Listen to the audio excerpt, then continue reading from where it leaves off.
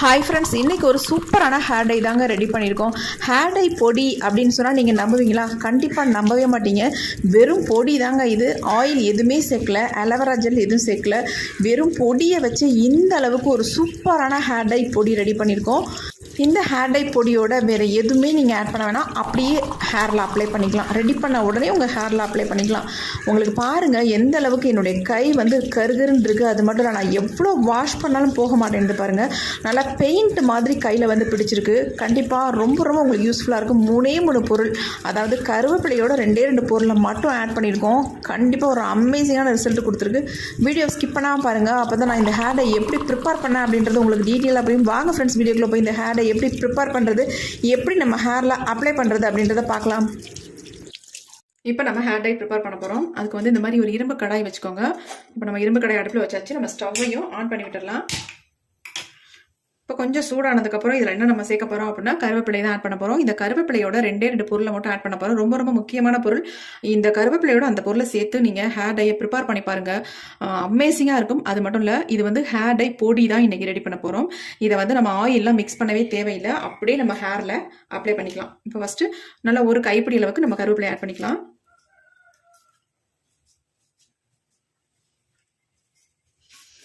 கொஞ்சம் லைட்டாக வறுபட்டோடனே நம்ம என்ன பண்ணலாம்னா, அடுத்து வந்து இதில் சேர்க்க போகிற முக்கியமான பொருள் என்னென்னா கடுகு தாங்க. இந்த கடுகை வந்து நல்லா ஒரு 2-3 ஸ்பூன் இருக்கும் இந்த கடுகு. இதை வந்து நான் ஆட் பண்ணிக்கிறேன். நீங்கள் கடுகும் இன்னொரு பொருள் நம்ம சேர்க்க போகிறோம் இல்லைங்களா, அந்த பொருளும் ஒரே அளவில் எடுத்துக்கோங்க. ஒரு கைப்பிடி கருவேப்பிலைக்கு 2மே ஒரே அளவில் எடுத்துக்கோங்க. அளவுகள் ரொம்ப முக்கியம். இப்போ நம்ம இந்த கடுகை வந்து 3 ஸ்பூன் அளவுக்கு நம்ம இதில் ஆட் பண்ணியாச்சு.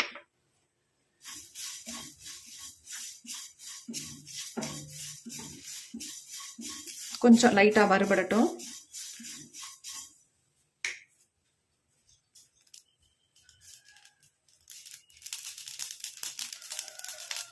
பாருங்க, கொஞ்சம் பொரிய ஆரம்பிச்சிருச்சு.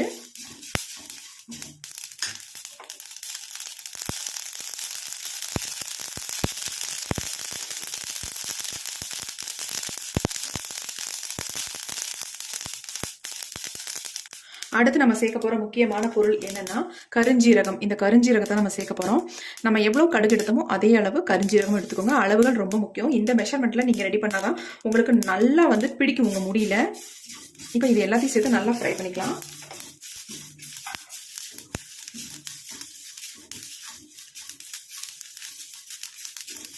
இந்த ஹேர் டையை பொறுத்த வரைக்கும் நீங்கள் அலோவேரா ஜெல் யூஸ் பண்ண வேண்டாம், அப்புறமேட்டு ஆயில் எதுவுமே யூஸ் பண்ண வேணாம். நீங்கள் ரெடி பண்ண உடனே உங்கள் ஹேரில் அப்ளை பண்ணிக்கலாம். அந்த அளவுக்கு ஒரு அருமையான ரிசல்ட் உங்களுக்கு கிடைக்கும்.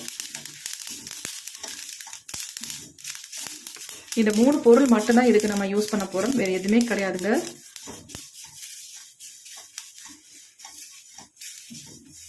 கடுகு வந்து நல்லா பிளாக்காக சேஞ்ச் ஆகணும். அதே மாதிரி கருவேப்பிலையும் பிளாக்காக சேஞ்ச் ஆகணும். அந்த அளவுக்கு நம்ம இதை வறுத்து எடுத்துக்கலாம்.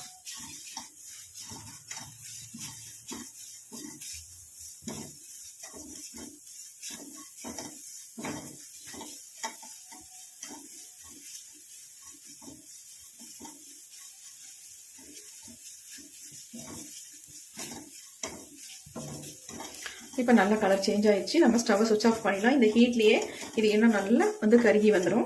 இப்போ ரொம்ப புகைய ஆரம்பிச்சிருச்சு, அதனால் நான் ஆஃப் பண்ணிட்டேன். இதை நல்லா ஆறுனதுக்கு அப்புறம் தான் நம்ம அரைச்சி எடுக்கணும். சூட்டோட போட்டு அரைச்சிடக்கூடாது.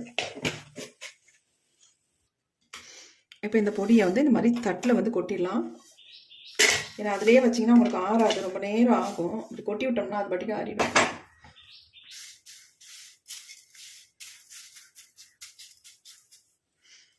கொஞ்ச நேரம் விட்டு நம்ம ஆறிடும், அப்புறம் எடுத்து அரைச்சிடும்.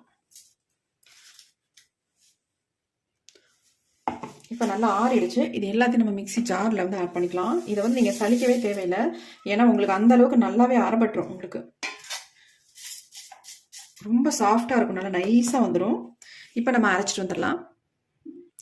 இப்போ நம்ம அரைச்சிட்டு வந்தாச்சு.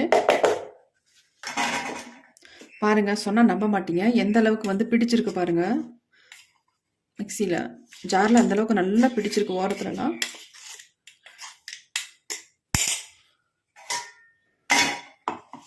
இதை வந்து ஒரு தட்டில் கொட்டிக்கலாம்.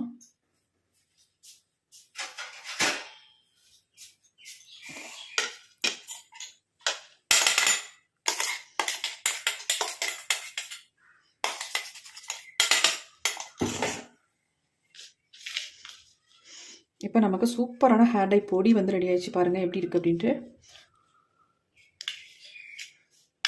இதில் நீங்கள் எதுவுமே ஆட் பண்ண வேணாம், அப்படியே நீங்கள் ஹேரில் அப்ளை பண்ணிக்கலாம். அந்தளவுக்கு ஒரு அருமையான ரிசல்ட் கொடுக்கும். இப்போ பாருங்கள், நான் என் கையில் அப்ளை பண்ணி காட்டுறேன். இந்த அளவுக்கு நமக்கு வந்து கையில் வந்து பிடிக்குது அப்படின்ட்டு. கட்டிகள் இல்லாமல் இந்த மாதிரி எல்லாத்தையும் நல்லா ஒரே மாதிரி பெசரி விட்டுருங்க. ஏன்னா கட்டி இருக்கிறதுனால, ஆயில் பசை இருக்கிறதுனால எல்லாம் கட்டி கட்டியாக இருக்குது.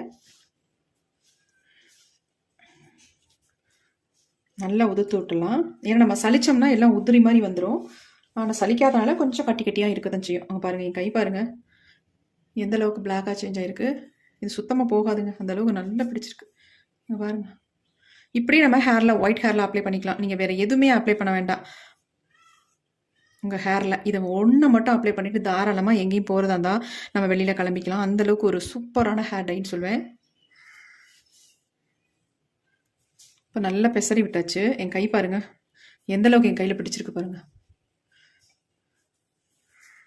என்னதான் தேய்ச்சால கூட போக மாட்டேங்குது பாருங்கள், அந்த அளவுக்கு நல்லா பிடிச்சிருக்கு. எப்படி பிடிக்குது பாருங்கள், நம்ம முடியிலையும் நல்லாவே பிடிக்கும்.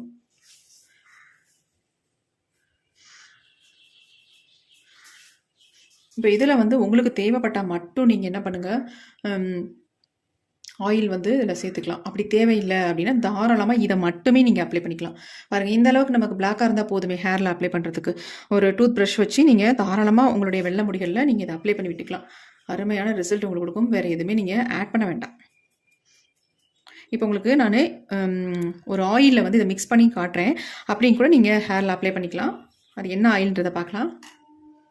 இப்போ இந்த மாதிரி ஒரு பவுல் எடுத்துக்கலாம். இதில் நம்ம ஒரே ஒரு ஆயில் மட்டும் நம்ம சேர்த்துக்கலாம். உங்களுக்கு தேவையான அளவு எடுத்துக்கோங்க பொடி.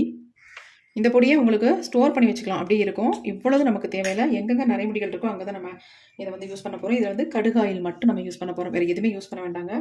உங்களுக்கு கடுகு ஆயில் இல்லைன்னா நீங்கள் கோகோனட் ஆயில் தாராளமாக ஆட் பண்ணிக்கலாம், அதனால் ஒன்றுமே இல்லை. இருக்கிற ஆயிலை யூஸ் பண்ணிக்கோங்க. முடி வளர்ச்சிக்கு ரொம்ப நல்லது இந்த கடுகு ஆயில். அப்படி கடுகு ஆயில் இல்லைன்னா கோகோனட் ஆயில் தாராளமாக பயன்படுத்திக்கோங்க. பாருங்க ஹேர் டை எப்படி வந்திருக்கு அப்படின்ட்டு. உங்களுக்கு வந்து இந்த அளவுக்கு போகவே வேண்டாம். உங்களுக்கு ஹேர் டை அங்கங்கே அப்ளை பண்ணுற மாதிரி இருக்குது, அங்கங்கே நிறைய முடிகள் தெரியுது அப்படின்னா இந்த பொடி மட்டும் போதும். கொஞ்சோண்டு எடுத்து இந்த மாதிரி கொஞ்சம் கையில் எடுத்து அப்படி லைட்டாக அப்படி இது பண்ணிவிட்டு நீங்கள் அப்படியே அங்கங்கே முடி வெள்ளை முடி இருக்கோ அங்கே அப்ளை பண்ணிக்கலாம். சுத்தமாக தெரியாது. முக்கால்வாசி முன்னெற்றி பகுதியில் தான் நமக்கு தெரியும். ஏன்னா தொலைச்சி செய்யும் போது நல்லா அந்த வெள்ளை முடியெல்லாம் தெரியும். அந்த இடத்துல நீங்கள் டச்சப் பண்ணிக்கலாம். இப்போ ஆயில் போட்டால் கூட ஒரு சிலர் நினைக்கலாம் நம்ம முகத்துலலாம் வலியுமோ அப்படின்ட்டு நினைக்கலாம். கண்டிப்பாக நீங்கள் கடுகு ஆயில் யூஸ் பண்ணிங்கன்னா வலியாது. இது வந்து யூஸ் பண்ணிங்கன்னா சுத்தமாகவே அந்த மாதிரி எந்த ஃபீலுமே இருக்காது.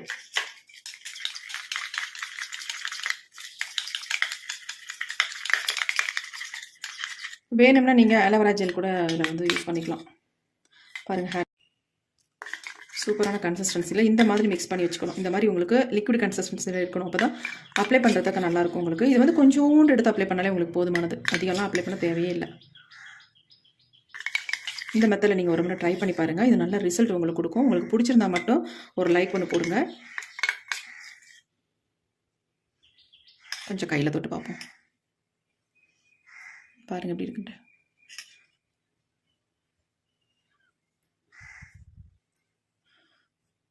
சுத்தமாக போகாது. நம்ம வாஷ் பண்ணால் கூட இது வந்து போகாதுங்க. நல்லா ஒரு 2-3 தடவை நம்ம ஷாம்பு போட்டு வாஷ் பண்ணால் தான் நம்ம ஹேர்லேருந்து போகும். அந்தளவுக்கு நல்லாவே பிடிக்கும்.